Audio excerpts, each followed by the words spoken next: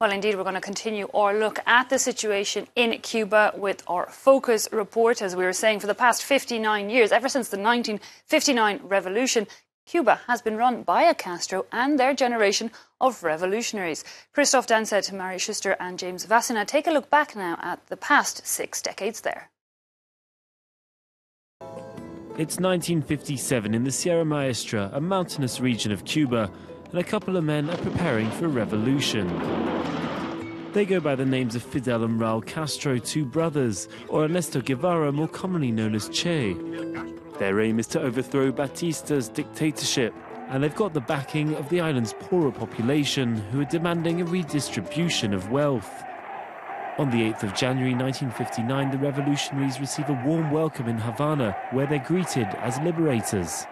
Fidel Castro and his guerrilla soldiers arrived on horses with their beards and chains around their necks. They were very young back then, between 28 and 30 years old. So yes, they were met with great enthusiasm by the crowds. The new rulers don't wait long to bring about reforms, nationalizing large private properties and sugar plantations. US companies pack up and leave, whilst many from the upper middle class flee to Florida. It marks a complete separation from Washington as the US cuts ties with Havana by imposing an embargo and seizing fuel supplies. But the fight against Castro doesn't end there. Backed by the United States, the Bay of Pigs invasion attempted to overthrow the regime, and it was a fiasco. In reality, the US underestimated the importance of this revolution and the wave of nationalism that was sweeping through Cuba. At first, the US had no doubt that the operation would be successful. They were confident that the Cubans would rise up in support of the military intervention, establish a temporary government and get rid of Fidel Castro.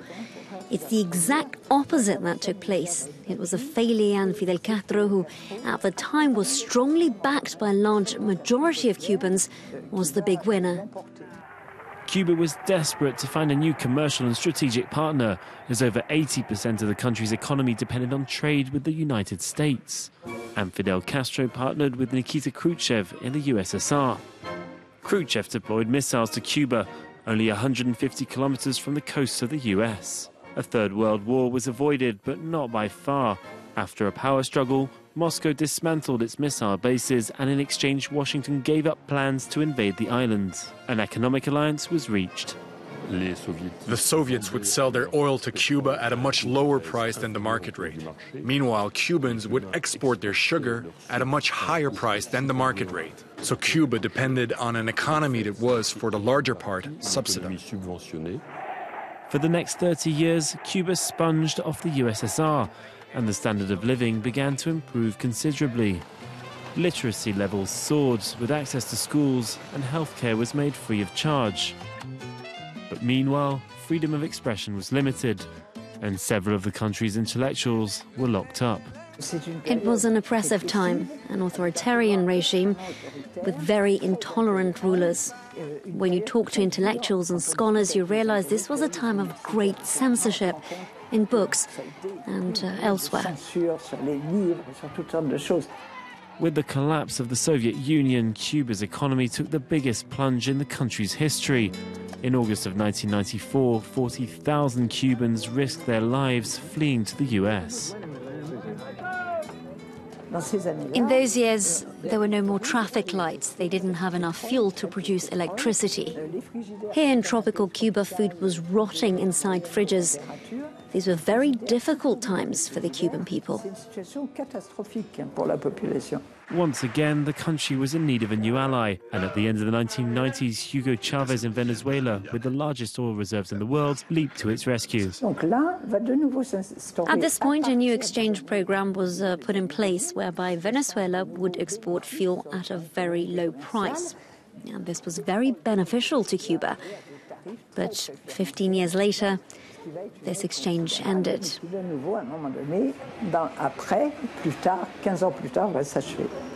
In the meantime, Fidel Castro fell ill and progressively handed over the leading of the country to his lifelong comrade, his brother Raul. The younger brother began new talks with the US, but most of all, Raul Castro made significant economic reforms.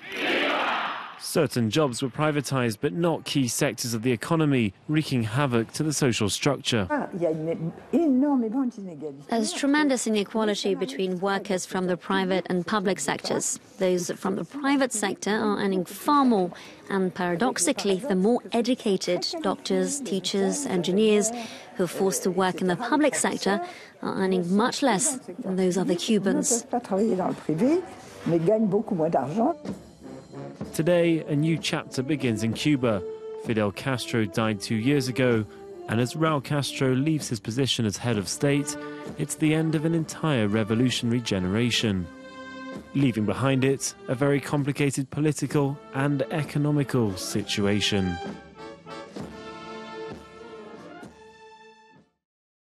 Okay, Stuart is back in studio to take you through the next hour of Live from Paris. Stuart. Thanks very much. Yes, Eve, in the next hour, all the latest news, of course, and later in the hour, in perspective, after the destruction of so much beautiful art in Iraq under the Islamic State group, we'll be finding out about a new exhibition of Iraqi art. Baghdad, My Love, it's called. It's opening here in Paris as artists fight back. That's coming up then in the next hour. Stay with us.